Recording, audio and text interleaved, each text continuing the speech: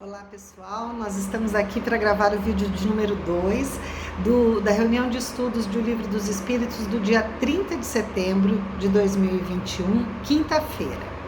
Esse grupo se reúne todas as quintas-feiras no Centro Espírita do Calvário ao Céu, na cidade de Bebedouro, estado de São Paulo, a partir das 20 horas. E em virtude da pandemia, do distanciamento social, nós estamos fazendo as nossas reuniões de estudo à distância e nós estamos gravando e os vídeos são postados no YouTube, distribuídos nos grupos da casa.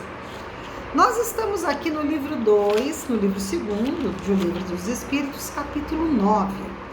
O nome do capítulo, Intervenção dos Espíritos no Mundo Corpóreo. E nós estamos falando aqui dos possessos, dos obsediados. O nosso estudo de hoje, ele tem as questões de número 473 até a 488A. No vídeo número 1, nós fizemos apenas duas questões, a 474 e a 475. Perdão, a 473 e a 474.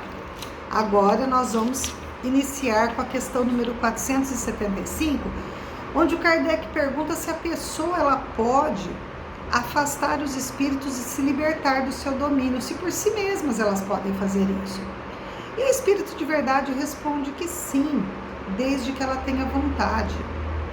Desde que ela tenha vontade, que se transforme em atitude, que se transforme em mudança de comportamento, que vai gerar, possivelmente, um desligamento da sintonia e vai conseguir se afastar, se livrar do processo obsessivo. Kardec pergunta também se as fórmulas de exorcismo têm qualquer eficácia contra os maus espíritos. E o espírito de verdade responde que não, porque os espíritos eles não são afastados pela ordem de alguém, ou eles não são afastados porque é exibido para ele algum tipo de objeto, algum tipo de cruz, ou seja lá o que for. Na verdade, eles acham possivelmente isso muito engraçado, porque essa coisa material, essa autoridade material, ela não quer dizer nada para o espírito. Aí o Kardec pergunta na 478, existem aquelas pessoas que são boas, existem aquelas pessoas que não cometem maldades e que, no entanto, elas passam por um processo obsessivo. Qual que é o melhor meio de se livrar desse processo obsessivo? Para a gente falar disso, a gente tem que lembrar o seguinte, vamos imaginar aqui, tivemos várias experiências. Por conta do esquecimento, a gente não lembra exatamente quais foram as coisas boas e as coisas não boas que nós fizemos. Nós não temos consciência total do tanto de desafetos que a gente foi juntando ao longo do tempo. E ocorre que hoje, vamos imaginar que a gente está numa situação muito melhor, moralmente falando e tudo mais, as nossas atitudes, os nossos pensamentos, mas aqueles com os quais nós nos relacionamos e que conviveram conosco quando tínhamos atitudes diferentes, eles não conseguem acreditar na nossa mudança. Então, o que vai acontecer? Muitas vezes eles vão ficar ali até o dia que eles vão desistir e falar, puxa vida, esse indivíduo mudou. Esse indivíduo não é mais aquele indivíduo, não age mais daquela mesma maneira que ele agia, sendo traiçoeiro, mentiroso, criminoso, ou seja lá o que for, não é? Então, o importante é que nós vivamos a nossa vida, porque todos temos os nossos compromissos, da maneira que nós conseguirmos o mais correta possível. E aqueles nossos desafetos, vendo a nossa mudança, vão entender que ela é real, que ela é verdadeira. E aí eles vão entender que, como todos erramos, é possível que nós tenhamos errado, mas que nós estamos agora acertando. Então, para que continuar um processo obsessivo? Não é? Então, a maneira da gente se livrar de qualquer processo obsessivo é buscar ser melhor a cada dia. Quando os espíritos, quando os obsessores veem que não há o que ser feito, eles se retiram e eles até vão mudando a maneira de nos enxergar. Na questão número 479, a pergunta do Kardec, ela é assim muito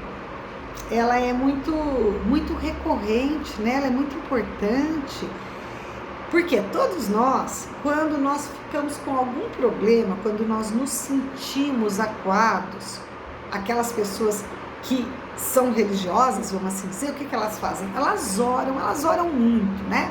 Ora de manhã, de tarde, de noite, vai na igreja, vai no centro, vai onde quer que seja, né? Onde for o seu grupo religioso.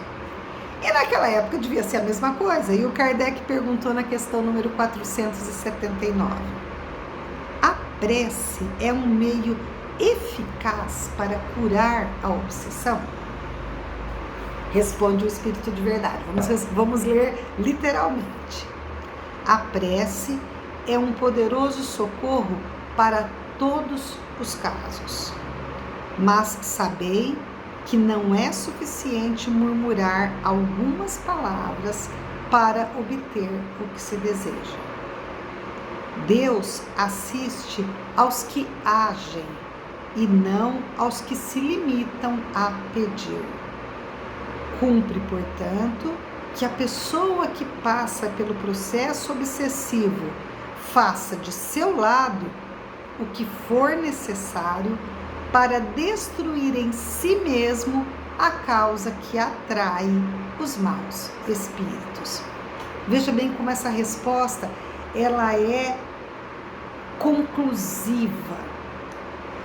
Nós não podemos esperar que quando levamos o nome de alguém em uma reunião mediúnica ou em uma igreja, qualquer que seja a ramificação religiosa, que o mal vai ser tirado dela com as mãos, que o espírito vai ser afastado e nunca mais vai retornar. Porque pode ser que aquele espírito não retorne, mas venham outros, porque é necessário que o indivíduo que está adoecido busque a sua cura. É necessário a ação. Essa ação se traduz através de tudo o que for possível fazer, através de tudo o que for possível a gente modificar para destruir a causa que em nós atrai a companhia espiritual inferior. Então, essa questão 479, ela é fantástica, porque ela nos dá a verdadeira medida da nossa responsabilidade. Questão 480. Que se pensar da expulsão de demônio que por vezes é abordada nos evangelhos? E responde o Espírito de Verdade que isso depende da interpretação. Se chamais de demônio a um mau espírito que subjuga o indivíduo, quando a sua influência for destruída, ele será verdadeiramente expulso. Só que a influência vai ser destruída a partir do momento em que não houver a sintonia. Portanto, o indivíduo que está passando pelo processo obsessivo tem que fazer a sua parte. Se atribuís uma doença ao demônio, quando a tiverdes curado, direis também que expulsastes o demônio. Uma coisa pode ser verdadeira ou falsa, segundo o sentido que se der às palavras. Aí nós vamos para o item número 4 desse capítulo, que se chama Os Convulsionários.